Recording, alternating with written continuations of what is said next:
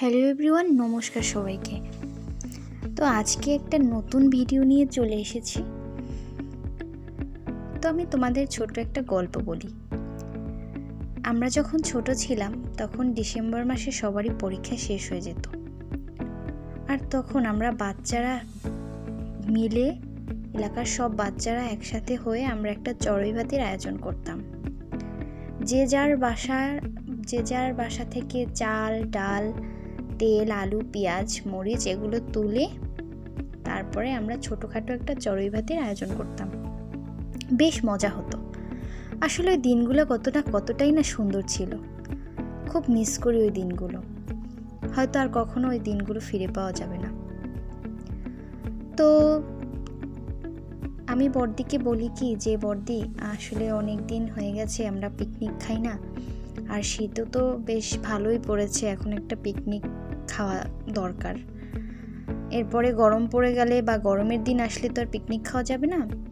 আর আমরা এখন যেখানে থাকি সেখানে পিকনিক খাওয়ার মতো কোনো অবস্থাও নেই, কারণ যে যার মতো। আর ওরকম সবাই মিলে যে পিকনিক করব, যে একটা আনন্দ, মানে ওরকম পরিবেশ পরিস্থিতি এখানে নেই। তো কি আর করার, দুই বোন মিলে বাসায় ছোটোখাটো একটা চড়ুই ভাতির আয়োজন করলাম। তো বড়দিকে বললাম যে কি কি আয়োজন করবি, যদিও দুইজন মানুষ কে খাবে বেশি কতগুলো রান্না করলে, আর এজন্য আর কি আমরা বেশি কিছুর আয়োজন করিনি, শুধু ডিম, চিংড়ি মাছ আর বেগুন ভাজা। তো এতটুকুই আয়োজন।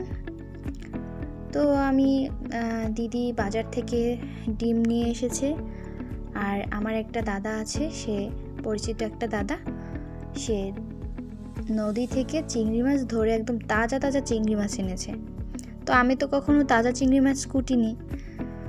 তো চিংড়ি মাছটা ধরার পরে এত পরিমাণ, মানে চিংড়ি মাছ একদম কাঁকড়ার মতো কামড় দিয়েছে আমার হাতে, এত ব্যথা পেয়েছি যা বলার মতো না।